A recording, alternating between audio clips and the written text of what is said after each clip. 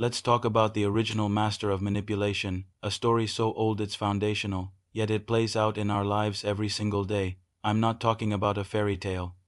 I'm talking about a psychological masterclass in deception. Forget the Sunday school pictures for a moment and look at the story of the serpent in Eden not as a simple tale of good versus evil, but as a chilling case study in how trust is dismantled, how doubt is weaponized, and how the most confident person can be led to betray their own best interests. This is the anatomy of a con, and it all starts with a single, seemingly innocent question. Imagine a perfect world. No stress, no fear, no lack. Everything is provided. You have one simple rule to follow, a rule designed not to restrict you, but to protect you. It's a boundary set by someone who has only ever shown you absolute care and provision. You trust this person implicitly because their actions have proven them trustworthy. This is the world of Adam and Eve. Their trust in their Creator was absolute, built on a foundation of direct, positive experience. They had no reason to doubt, no frame of reference for lies or malice. This is the critical starting point, a state of pure, unblemished trust. It's the con artist's dream canvas. Then the serpent enters the scene. Notice how it operates. It doesn't storm in with accusations or threats. That would be too obvious and would trigger immediate defenses. Instead, it approaches with a question, a seemingly harmless probe. Did God really say you must not eat from any tree in the garden? This question is a work of genius for several reasons. First, it feigns ignorance, positioning the serpent as a curious, non-threatening observer. Second, it utterly exaggerates the rule. The actual rule was about one tree, not any tree.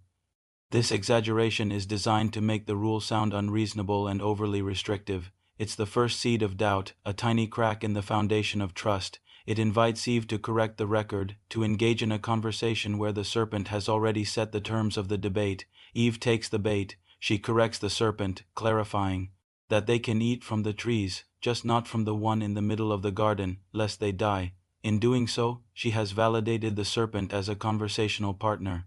She has stepped onto its playing field. The initial trust she had in her Creator is now being discussed and defended with a third party, a complete stranger. This is a critical step in any manipulation. Isolate the target from their support system and make yourself the primary confidant. With the conversation now established, the serpent escalates. It moves from subtle questioning to a direct contradiction. You will not certainly die, it declares. This is a bold move, a direct challenge to the authority and truthfulness of the Creator. But it doesn't stop there. A good manipulator never just negates a fact.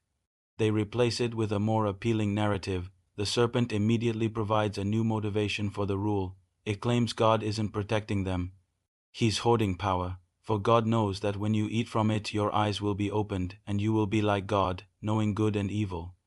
Let's break down this masterpiece of persuasion. The serpentry frames the entire situation. The Creator is no longer a benevolent provider but a jealous gatekeeper.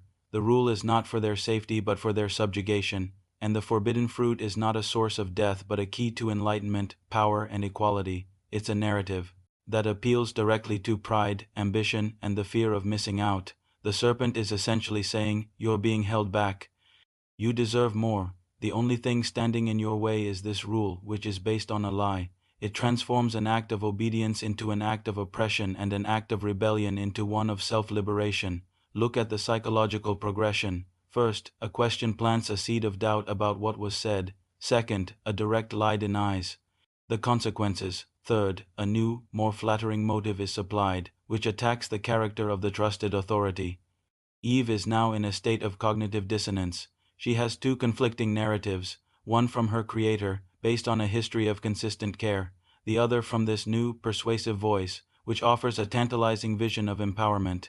The serpent has successfully shifted the focus from the act itself eating the fruit to the motive behind the rule. Now, the final stage of the manipulation kicks in. Eve looks at the tree.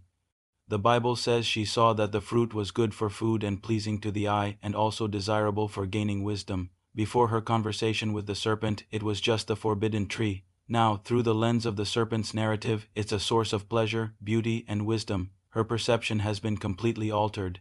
The serpent didn't force her.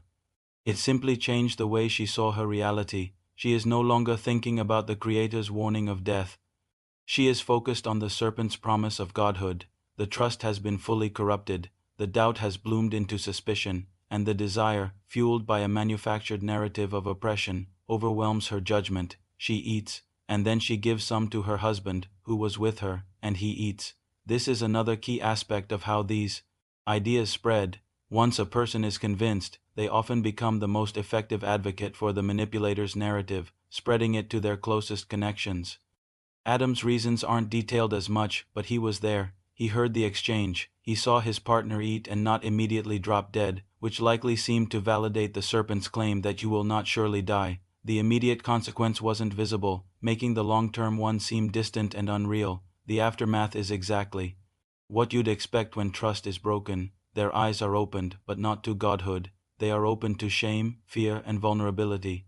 They realize they are naked, and they hide. When their creator approaches, the person they once walked with in perfect trust, their first instinct is fear. The connection is severed. They blame each other. Adam blames Eve, and Eve blames the serpent. The unity is shattered, replaced by finger-pointing and division. This is the ultimate goal of such manipulation: to isolate, divide, and conquer. The serpent successfully broke the relationship between humanity and their creator, and between the humans themselves.